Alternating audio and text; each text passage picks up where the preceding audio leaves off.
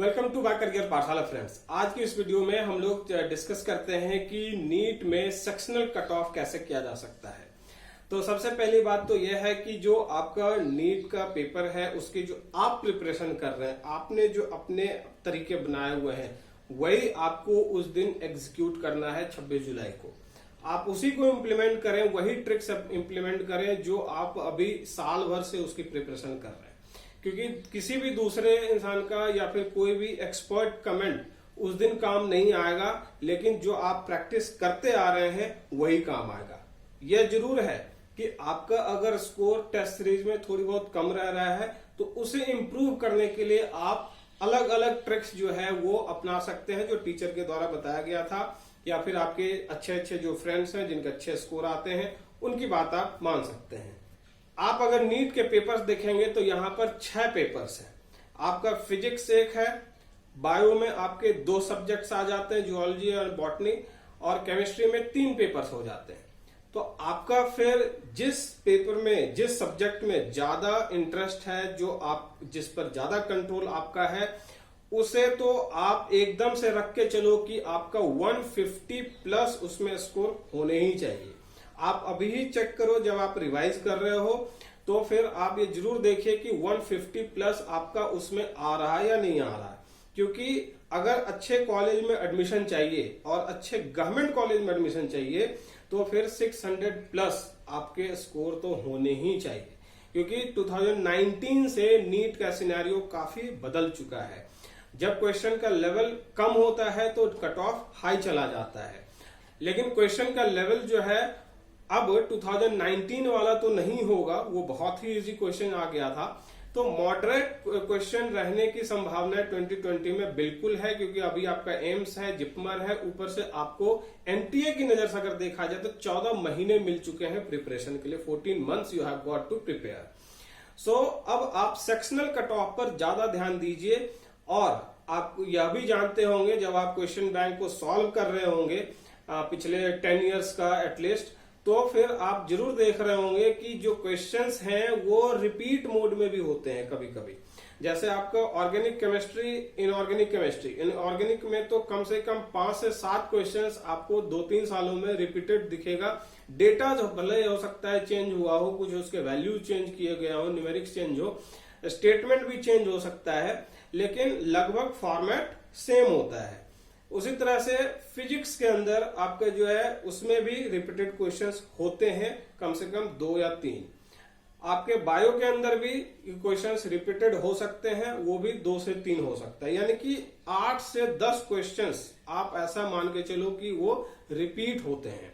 इसलिए आप उसकी तैयारी तो बिल्कुल एकदम ध्यान से करिए, क्योंकि वो आपका सबसे बड़ा बोनस हो जाता है। अगर वैसे क्वेश्चंस आपने सॉल्व किए हुए हैं रिपीटेड क्वेश्चंस को, तो फिर आपको बोनस मिलना ही मिलना है। और 150 टारगेट आप सेक्शनली तो जरूर करके चलिए। इसके ऊपर जो भी आप करेंगे वो आपको कहीं ना कहीं बहुत बहुत बहुत ऊपर ले जाएगा, और रैंक में आपका फ्लक्चुएशन काफी ज्यादा हो जाता है।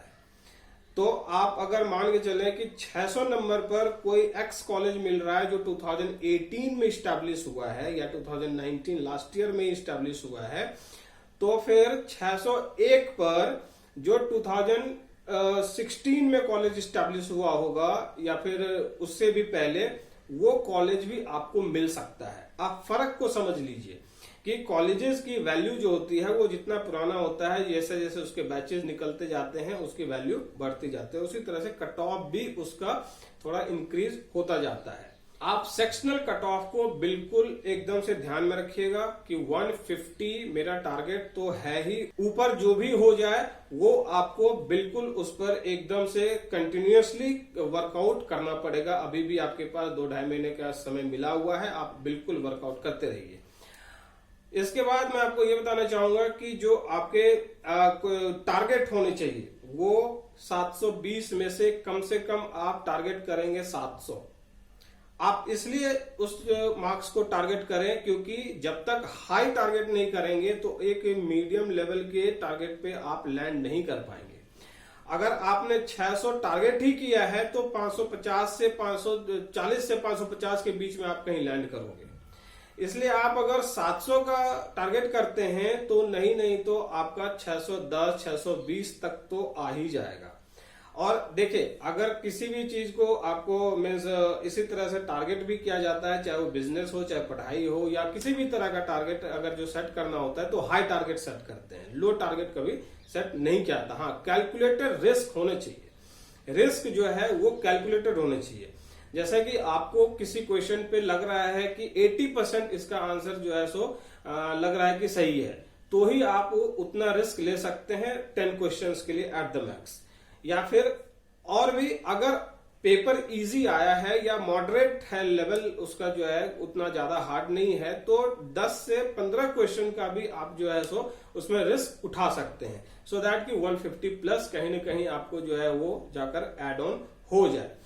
और आप नेगेटिव मार्किंग को तो हमेशा ध्यान में रखिए। अगर आप सिर्फ 50% जो है अश्योर्ड हैं आंसर को लेकर के, तो फिर उसे आप छोड़ दीजिए, क्योंकि आपको अगर उसमें एकदम से एग्जैक्ट स्कोर चाहिए तो फिर 150 प्लस में वो कहीं ना कहीं जो नेगेटिव मार्किंग है वो आपको घाटा कर जाता है। इसलिए हमेशा इस बात का ध्यान रखना है फ्रेंड्स कि आपको कैलकुलेटेड रिस्क लेना है। रिपीटेड क्वेश्चंस अगर आपको दिखाई दे रहा है 2-3 सालों में पीछे, तो उसे अच्छे से करना है। और कहीं ना कहीं आपका अपना जो प्लान है वो सबसे ज्यादा बेस्ट प्लान है, इसलिए आप उसे ही एग्जीक्यूट करिए, उसे ही इंप्लीमेंट करिए। सो इस सेशन को अब यहीं पे खत्म करता हूं। आगे और भी इस तरह के इंफॉर्मेशन को लेकर के हम लोग हमेशा आपके पास आते रहेंगे। So stay tune with my career Pathshala. Stay home, stay safe. Thank you for watching.